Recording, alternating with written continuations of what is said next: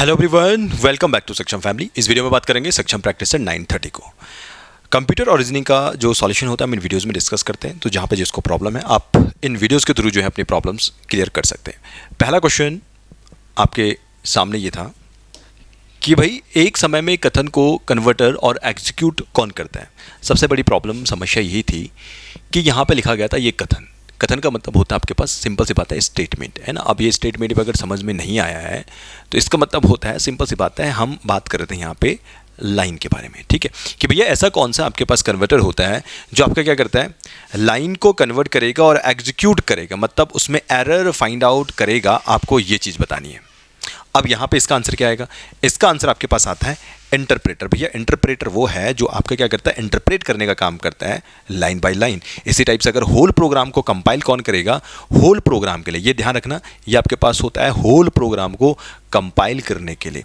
ये जो मैं आपको बता रहा हूँ अभी, इसके लिए आंसर क्या होगा, इंटरप्रेटर होगा, क्योंकि ये लाइन बाय लाइन जो है कन्वर्ट करने का काम करता है, एग्जीक्यूट करने का काम करेगा, मतलब उसे हमारा जो है मशीनी लैंग्वेज में कन्वर्ट करने का बेसिकली ये काम करता है, क्योंकि मशीन को ऐसा कोड चाहिए होता है जो उसको समझ सके, ठीक है। तो अभी के लिए आंसर आपका पास क्या होगा, इंटरप्रेटर आपके पास आंसर हो जाता है। किसी प्रोग्राम के मानव द्वारा पठनीय दर्शन को क्या कहा जाता है, ये इसका होता है, इसमें आएगा आपके पास सोर्स कोड। देखिए दो चीज़ें होती हैं, एक होता है आपके पास प्रोग्राम कोड, एक होता है आपके पास सोर्स कोड। इसको अगर हम वैसे लैंग्वेजेस समझे, देखो अगर मान लो अगर आपको मकान बनाना है तो मकान बनाने के लिए आप क्या करेंगे, सबसे पहले दिमाग में आपके आएगा यार मेरे मकान का खर्चा कितना आएगा। अच्छा ठीक है, मकान का खर्चा मान लो कि एस्टिमेट मेरा बन रहा है भैया 50 लाख के आसपास मेरा मकान बनेगा। यार मेरे को कितने मजदूर चाहिए होंगे, या मेरे को जो मकान है उसमें कितना फ्लोर का मेरे को मकान बना रहा है।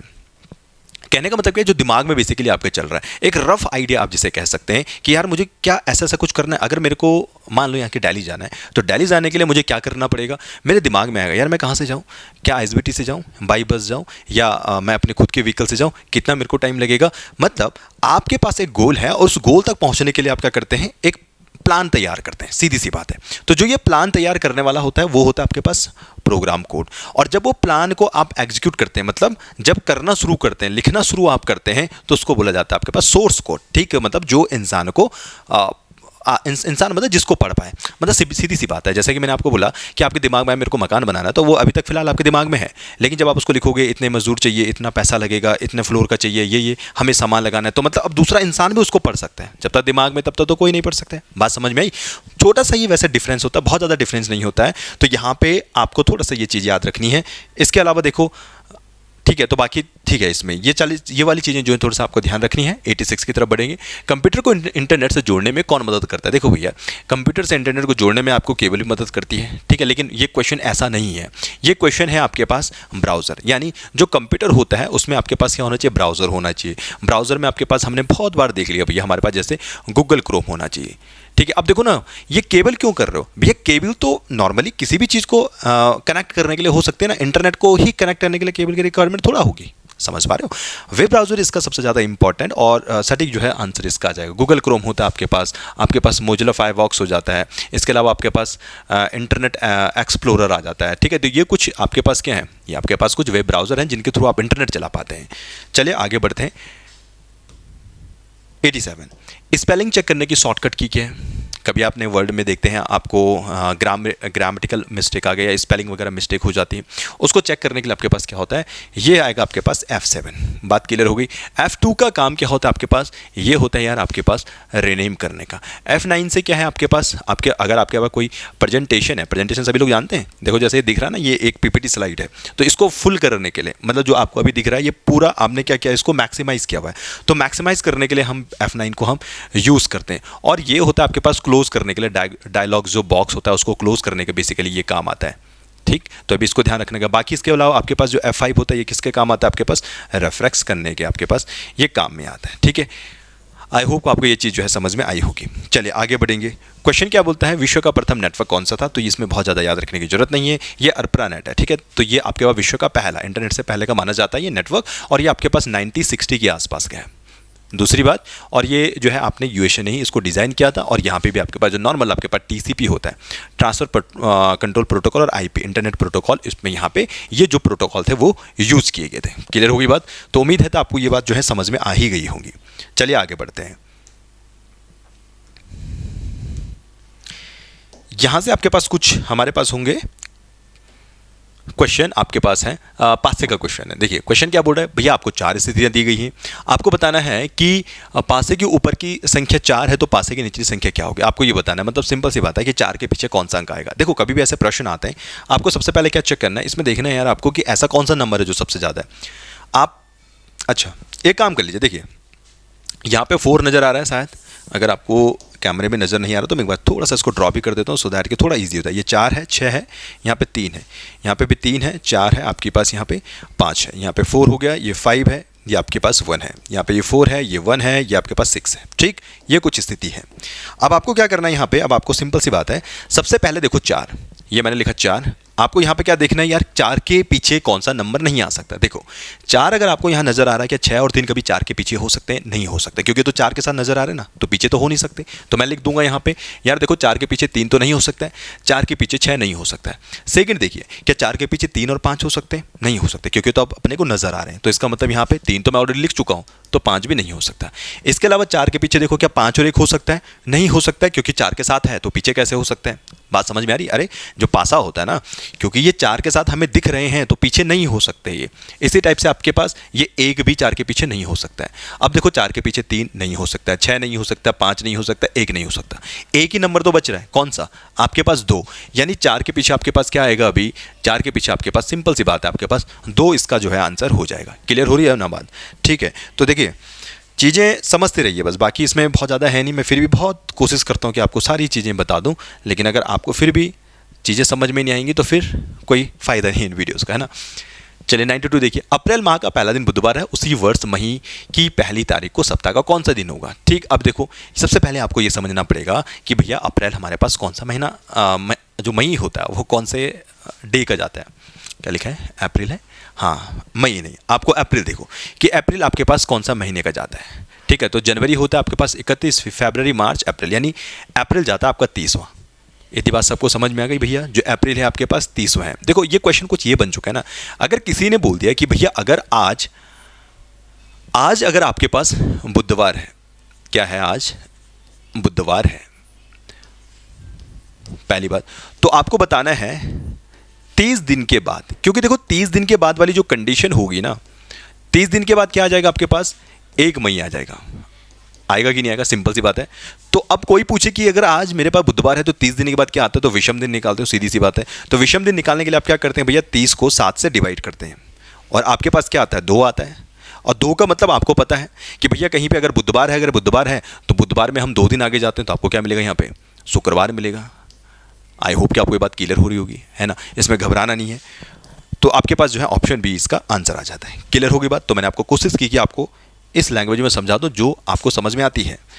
क्वेश्चन ध्यान दीजिएगा, क्वेश्चन था आपके पास, सभी लड़के विद्यार्थी और कुछ लड़के नर्तक हैं, आपको ये बताना ना वे नारिक। अभी देखो सबसे पहले जो सभी की कंडीशन होती है उस केस में हम क्या करते हैं, ऐसे कुछ करते हैं।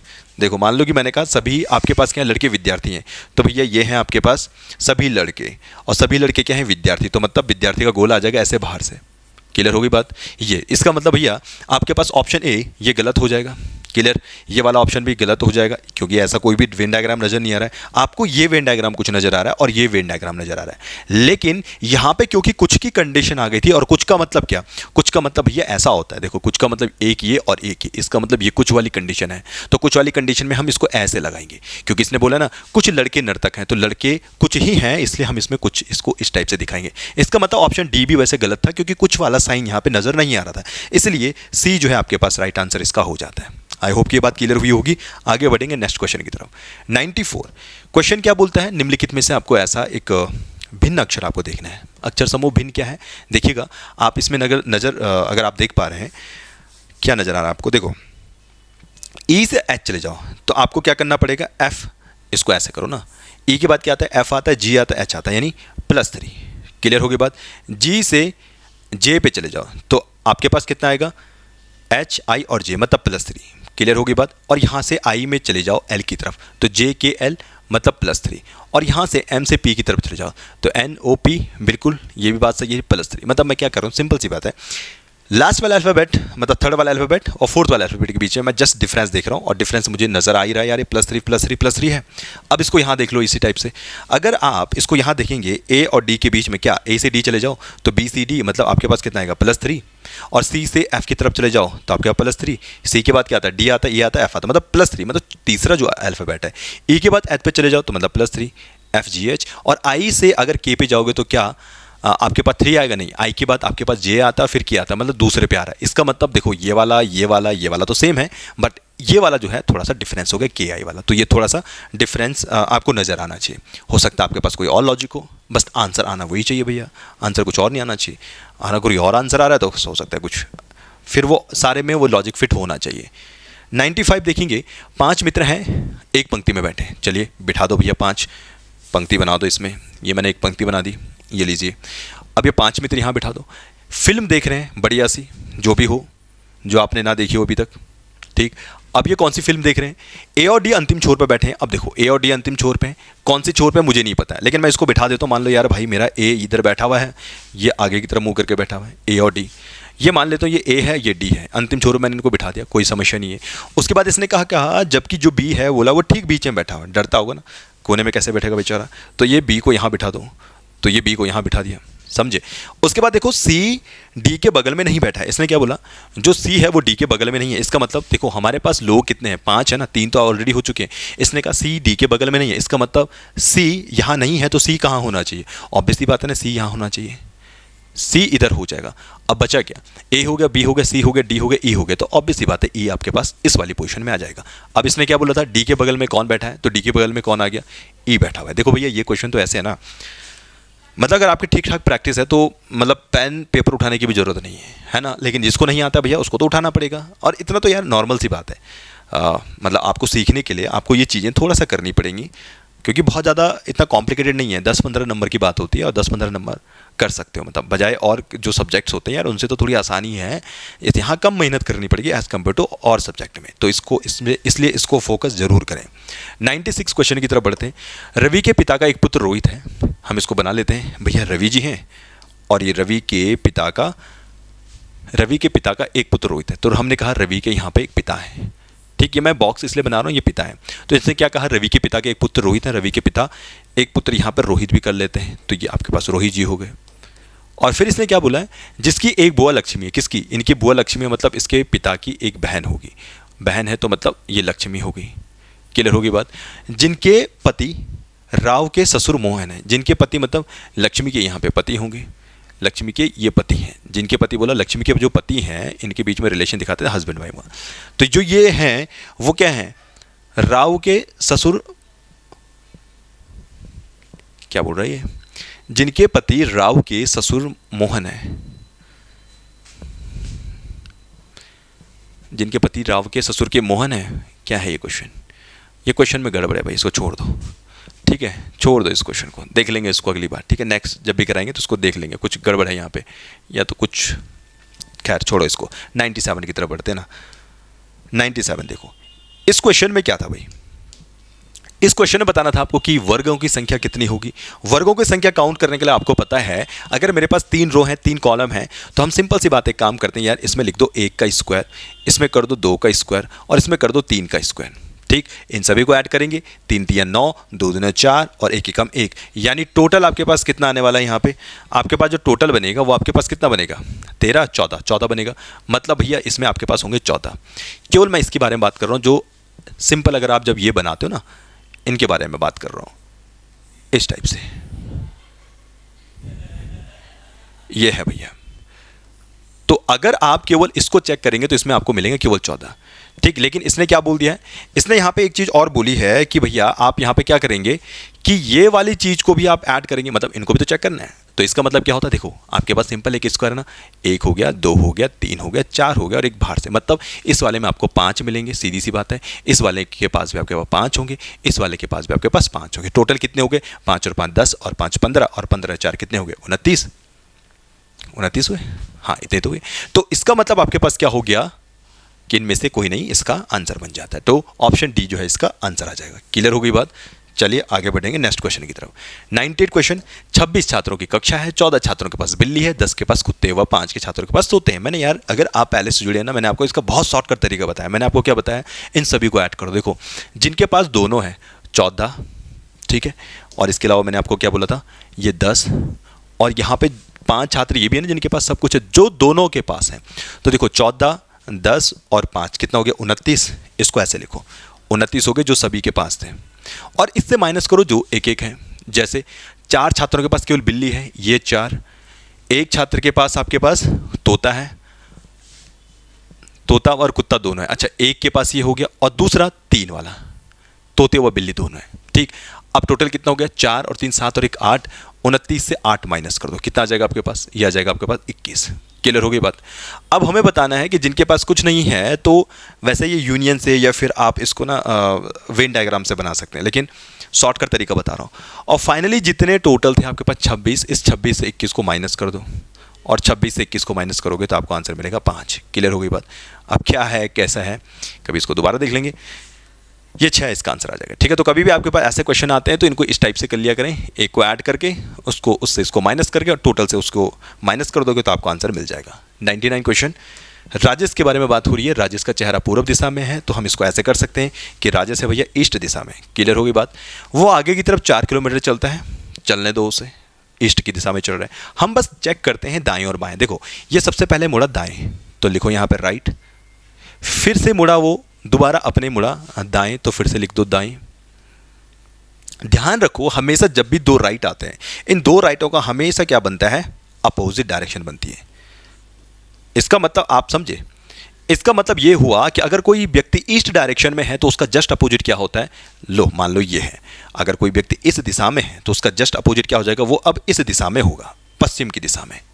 क्लियर होगी बात। लेकिन अभी क्वेश्चन कंप्लीट नहीं हुआ है। क्वेश्चन अभी एक चीज और बोल रहा था, इसने बोला इसके बाद यानी लास्ट में वो वापस मुड़ता है। वापस का मतलब अगर कोई इस दिशा में है तो वापस उस दिशा में मुड़ेगा, यानी वो वापस इसी दिशा में देख रहा होगा। और ये कौन सी दिशा हो गई, ये हो गई भैया आपके पूरब दिशा।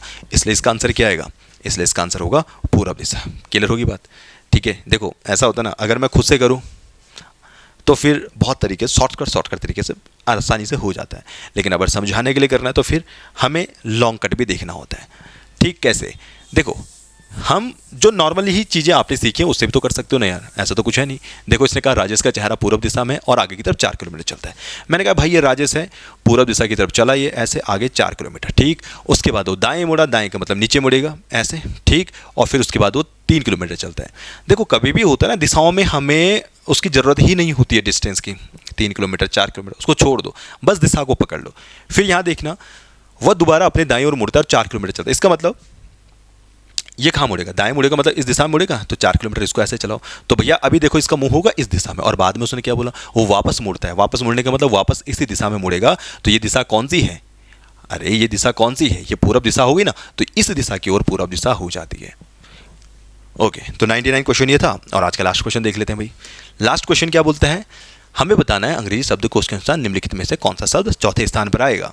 ठीक, तो डिक्शनरी जिसको देखनी आती है वो कर सकता है, जिसको डिक्शनरी देखनी नहीं आती है तो पहले डिक्शनरी देखना सीखो।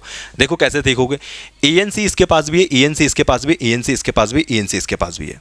अब सबसे पहले देखो कि पहले क्या आता है, पहले क्या आता है, O आता है पहले या R आता है पहले, तो पहले O आता है। क्लियर हुई बात।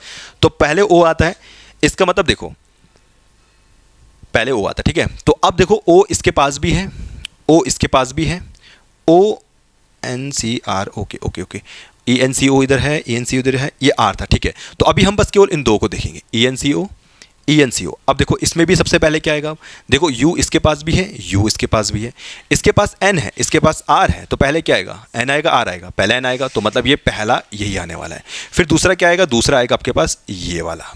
ठीक है, बात समझ में आ गई।